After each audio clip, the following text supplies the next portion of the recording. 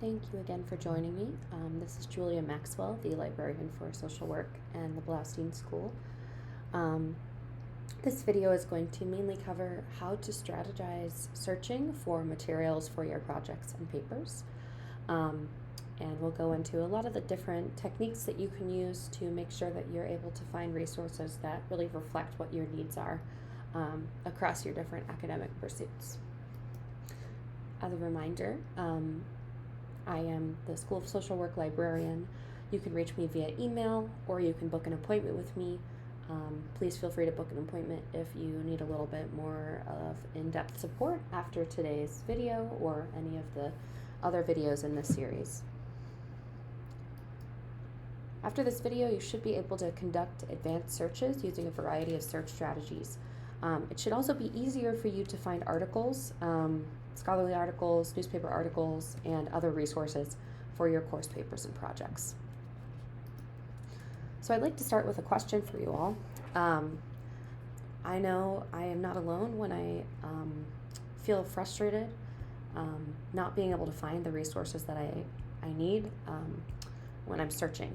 So let's pretend that we have a particular topic that we would like to do some research on. Maybe we're writing a paper and we are researching the impact of social class on women's mental health, and we're trying to find articles about that topic. If I were to type this full topic sentence into my search engine, whether that be Google or the Quick Search, which as a refresher is the Rutgers University Library catalog search engine, it would not bring up the same results as it would if we had particular search strategies and skills that make it easier for databases and search engines to understand what we need. Unfortunately, databases and search engines aren't human beings. They don't really understand how words fit together to form a sentence that means something unique. So we have to give it some hints to let it know how we want it to find different resources. So to start, we're gonna just continue on with our topic. The first thing that we need to do is to break down our search into keywords, and then we need to brainstorm some related terms to expand the reach of our search, because in many cases, the articles that you might be looking for might not be using the exact words that you're using when you search. So by thinking of different synonyms and related terms and ideas, we're able to find all of the resources that might not use the exact same wording that we're using. So breaking it down into keywords basically means finding the most important points of the topic. For our topic, these words are probably going to be social class, women, and mental health. So then for each of those key terms, let's brainstorm those related terms. So for social class, we might think of things like class status, socioeconomics, poverty. You could go on as well. For women, you might brainstorm things like female, woman with an A, or femme. And then for mental health, you might put something like psychological health, psychiatric health, mental wellness or mental illness, depression, anxiety, and again, you could go on from there. So now we have kind of a nice list of all of the different keywords and related terms that we might have found and brainstormed. Now let's talk a little bit about how we need to combine those to tell the search engine how we want to search. So I'm just going to pull up the Rutgers Library's homepage. If I can find it. Okay, there we go. And remember, Quick Search is our way of searching the library catalog. So for our example, we're just going to use that. And we're going to use something called Boolean operators to tell the search engine how to pair the different keywords that we've come up with together.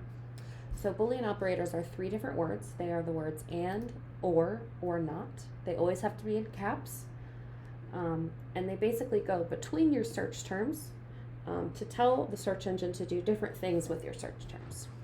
So for example, we can use the word women and the Boolean operator and then add on the word class. And this tells the search engine to combine those two terms together. So find only resources that have both of those words in the title, or not in the title, in the entire article. You could use the word or. Or tells the search engine to find articles with either or. So find articles with the word woman or find the articles with the word female. Lastly, we have the word not. If we wanted to exclude articles, so just say you're getting a bunch of results for articles dealing with people who identify as men, then you might want to use the not operator to tell the search engine, I don't want articles that have the word man in them. So all three of these are extremely useful and can be used in all different kind of variety of ways, and we'll see some more advanced examples of those in the coming slides. The next thing that we can do is put phrases in quotation marks. Phrases indicate to the search engine that the phrase should be considered in its entirety. So instead of just searching the words mental and the words health, we instead find only articles that use the term mental health as one unit. We can also use parentheses. This allows queries to be layered. So for example, we might put parentheses around one command to the search engine. So we might say, I want you to find articles with woman or female, and along with that, I want you to find articles that talk about mental health. So in that way, we're telling the search engine, this is one command and this is the second command, rather than, three different commands. It's sort of like order of operations in high school, if you remember that. And then lastly, we have asterisks. Asterisks are also called wildcards. They tell the database to search for the root word in any ending, or to search for any letter in the place of the asterisk. So for example, we can put a little star instead of the A, and this will search for woman with an E or woman with an A. Let's just go ahead and try this search and see what we find.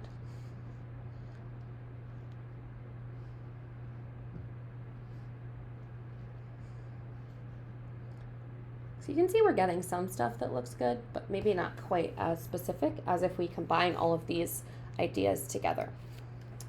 So what I'm going to do is make our search a little bit more complex here. And I'm going to start adding ors in between the different key terms. So I might start adding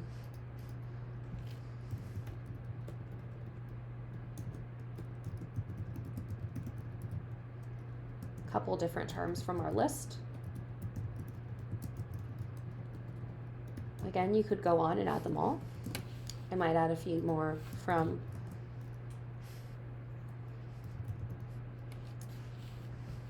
our first search term. And then let's add on our last one, which was class.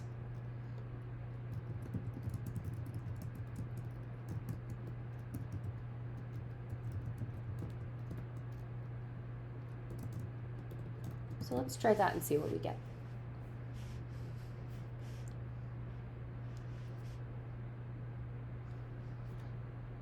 So we already see that this is much more related to the things we might actually want to look at, right? So we see socioeconomic position, mental health. For women who are substance using or have mental illness, low socioeconomic position. Health-related quality of life, people in severe mental illness.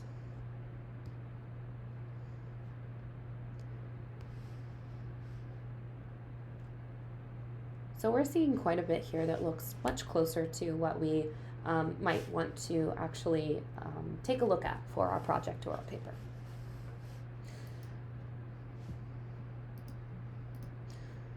You could you could tweak this even a little bit more and adjust the search. So, you know, you might click on an article and you might see kind of what subjects the article covers, right? So we see that this covers gender, mental disorder, right? So we might add those in.